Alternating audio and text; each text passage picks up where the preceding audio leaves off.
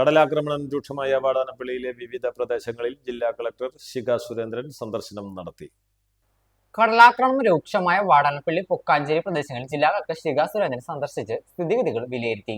മുൻപ് പ്രദേശത്ത് ജിയോ ബാഗുകൾ സ്ഥാപിക്കുന്നതിനാണ് അനുമതി നൽകിയിരുന്നതെന്ന് കളക്ടർ അറിയിച്ചു. എന്നാൽ കടലാക്രമണം ഫലപ്രദമായി തടയുന്നതിന് ജിയോ ബാഗുകൾക്ക് പകരം കരിങ്കല്ല് ഉപയോഗിച്ച് കടൽഭിത്തി കെട്ടണമെന്ന് പ്രദേശവാസികൾ ആവശ്യപ്പെട്ട സാഹചര്യത്തിൽ അഡീഷണൽ ജലസേചന വകുപ്പ് തയ്യാറാക്കിയ എസ്റ്റിമേറ്റ് സർക്കാരിന് അനുമതിക്കായി ജില്ലാ കളക്ടറുടെ ശുപാർശയോടെ സമർപ്പിച്ചിട്ടുണ്ട്.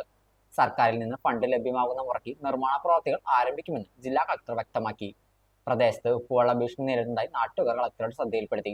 ആയതിനാൽ കുടിവെള്ള പ്രശ്നം പരിഹരിക്കുന്നതിനായി അടിയന്തരമായി പുതിയ കുടിവെള്ള കണക്ഷനുകൾ നൽകാൻ LSDD ജോയിന്റ് ഡയറക്ടർക്ക് ജില്ലാ കളക്ടർ നിർദ്ദേശം നൽകി. Thalikulam block panchayat president Ranjila Giri, block vice president CM Naushad, Vadanappally grama panchayat president IN Subeesh, vice president Hemalatha Prathapan, വിവിധ വാർഡ് ബ്ലോക്ക് മെമ്പർമാർ, Chavakkad tahsildar, irrigation water authority, കൃഷി വകുപ്പ് ഉദ്യോഗസ്ഥർ തുടങ്ങിയവർ ജില്ലാ കളക്ടറെ അനുഗമിച്ചു.